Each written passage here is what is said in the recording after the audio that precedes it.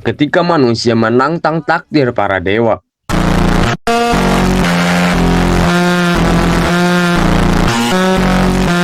Apa jadinya jika seluruh dewa di dunia sepakat bahwa manusia harus dimusnahkan, bukan karena manusia jahat, bukan karena manusia lemah, tapi karena manusia terlalu berani untuk terus hidup. Di Record of Ragnarok, kiamat bukan datang dari bencana alam, bukan dari iblis, tapi dari meja rapat para dewa. Mereka menilai manusia gagal, penuh dosa, penuh konflik, tidak berkembang secara moral. Namun satu keputusan itu memicu satu hal yang tidak pernah mereka perhitungkan. Manusia menolak punah. Dan dari situlah Ragnarok dimulai. 13 dewa melawan 13 manusia terkuat sepanjang sejarah. Bukan untuk kejayaan, bukan untuk ego, tapi untuk satu hal paling sederhana. Hak untuk tetap hidup. Ragnarok bukan tentang siapa yang paling kuat. Ragnarok adalah tentang siapa yang paling siap kehilangan segalanya. Semakin dalam pertarungan ini berjalan, semakin jelas satu kebenaran muncul. Para dewa bertarung untuk menjaga martabat mereka. Manusia bertarung karena mereka tidak punya pilihan lain. Dan makhluk yang bertarung tanpa pilihan selalu lebih berbahaya. Sidang para dewa dan lahirnya Ragnarok. Setiap 1000 tahun, para dewa berkumpul untuk menilai umat manusia. Dan kali ini, keputusannya bulat. Manusia harus dimusnahkan. Namun, Brunhilde, salah satu Valkyrie, menolak keputusan itu. Bukan karena manusia sempurna, tapi karena manusia masih layak diberi kesempatan. Ia mengusulkan satu opsi terakhir, Ragnarok. Duel 1 lawan 1 antara dewa dan manusia. Ini bukan pertarungan biasa. Ini adalah pengadilan terakhir umat manusia. Founder, alasan manusia bisa melawan dewa.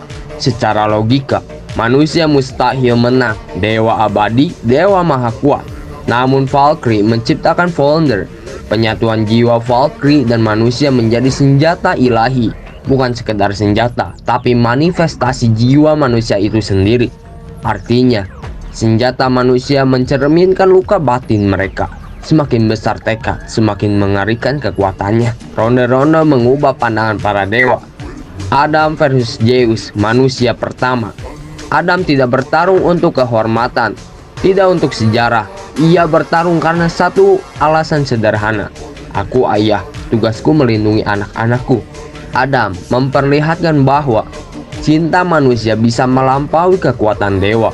Tubuh bisa hancur, tapi tekad tidak. Meski kalah, Adam mematahkan arogansi para dewa. Jack the Ripper versus Hercules, kegelapan manusia. Jack adalah pembunuh, manusia paling kotor dalam sejarah, melawan Hercules, dewa keadilan. Dan justru di sini ironi muncul. Dewa keadilan mati dengan terhormat. Manusia pembunuh menang tanpa dipuja. Jack menang, tapi tidak dicintai karena tidak semua kemenangan terasa mulia. Buddha, dewa yang memihak manusia.